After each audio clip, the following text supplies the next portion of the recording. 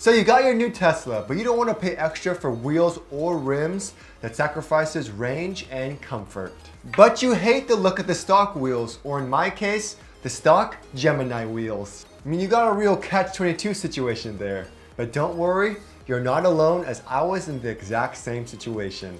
It also doesn't help that the free Tesla color is white, so there are literally white Tesla Model Ys everywhere with Gemini wheels. Well, in today's video, I'm going to show you what I did to get that sexy look without much hit in range and comfort that didn't break the bank. What is up, guys? It's Chris with Everydaychris, and welcome back to my channel. Make sure you guys hit that subscribe button, and as always, like the video. Yes, looks are subjective, and I know tons of people who love their stock Gemini wheels. They are pretty nice, however, and I've seen people who removed the Gemini wheel covers and powder coated the rims, and that actually looks really good, which is a solid option if you don't want to spend the extra dough on new rims and you don't want to deal with the hassle of selling your old ones. When you purchase your Tesla Model Y, by default, it comes with 19-inch Gemini wheels. The exact specs are 19 by 19.5 inches in the front and rear. Each rim weighs about 29.6 pounds and comes with Continental Pro contact tires. Overall, the rims look great if you like the look, and they designed it for aerodynamics and to provide the most efficiency and range. This can be a good and bad thing because Tesla makes their rims super flush with the tire to provide the most aerodynamics. However, this literally makes your rims a curb magnet. The second you touch the curb, your rims are ruined and scratched. Now, the average kilowatt an hour or efficiency of the vehicle depends on where you live as well as the climate. If you have lots of hills and you live in cooler areas, your kilowatt will go down, making the car more efficient. Pretty much the lower the kilowatt, the better. For me, I was doing a mixture of city and highway driving in Southern California with mild temperatures. On average, with the Gemini wheel covers on, after around 928 miles, I was averaging around 274 kilowatt hours, which is pretty average. This was also running the tire pressure at a slightly higher PSI, around 45. Now, real quickly, before we move on, I know there's a lot of people out there who aren't happy with the ride comfort and the suspension of the Tesla Model Y.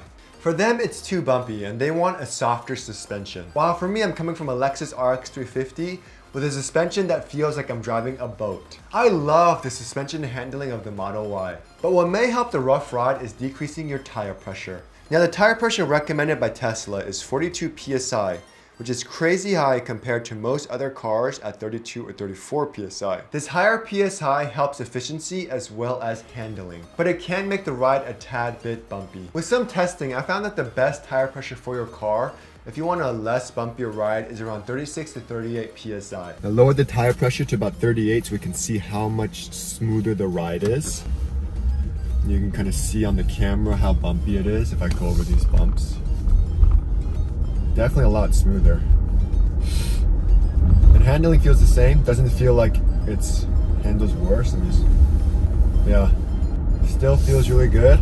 This gives you more cushion over bumpy roads. According to even Elon in a tweet, dropping the tire pressure will increase your ride comfort, but may decrease some range efficiency. However, if you try going even lower than 36, say 32 PSI, you will get a notification that your tire pressure is too low. So next, let's talk about that $2,000 upgrade with the Tesla Model Y induction wheels. The biggest first world dilemma for me when choosing the Model Y was getting the regular wheels or upgrading to the induction wheels, because the induction wheels look sexy, baby. However, it was a $2,000 upgrade, and this led to a lot of arguments with the wife.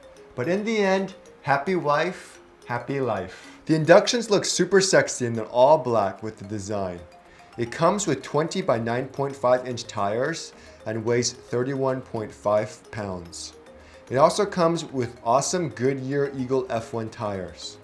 Also, because it's on 20-inch tires, the ride is a little more bumpy. And due to the weight and the fact there aren't any covers on the wheels, it may not be as aerodynamic as the Gemini covers. But overall, it's a solid option to give that Tesla that sweet look. Now, wheels are all subjective, but for me, I wanted to make my life as easy as possible. I wanted to keep the 19-inch tires and also wanted there to be less chance of curb rash, so the rim isn't super flush with the wheel.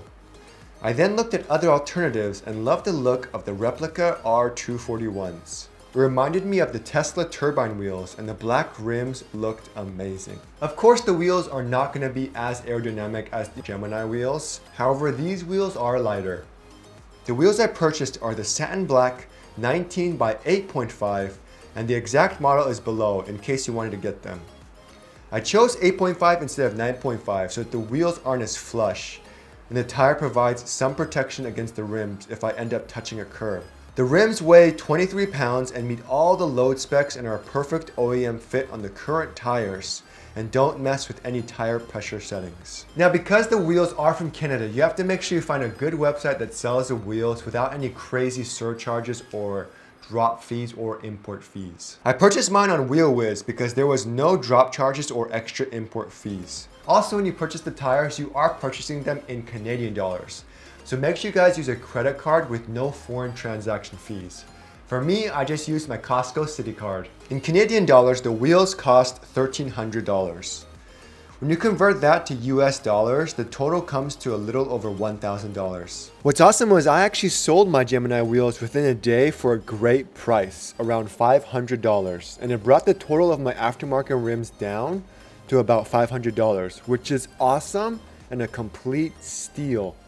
I found a local place to install the wheels that also painted brake calipers, and I thought to myself, cool, what an awesome way to make my Tesla even more unique. After that, I simply purchased Tesla stickers to place on the center hubcaps, and the wheel installer installed and painted my wheels. I actually used a local shop in Santa Ana in Orange County called Metalworks and Tire that did a great job. Now, after driving 2,000 miles with my aftermarket wheels, the efficiency is actually pretty good. I'm averaging about 275 kilowatt hours, which is only a 1 kilowatt difference. Not bad for sexy looking rims. Now, having great wheels is awesome, but gravel, dirt, and mud can ruin your rims as well as your paint. So to finish my look of my aftermarket rims, I invested in some mud flaps. I purchased the RPM mud flaps a while ago and installed them on my Tesla. The installation wasn't difficult at all, until I got to my rear mud flaps. Now, this is a hit or miss depending on what type of Model Y you have and how they produce the car. There's a screw on the bottom, and some Model Ys can easily unscrew.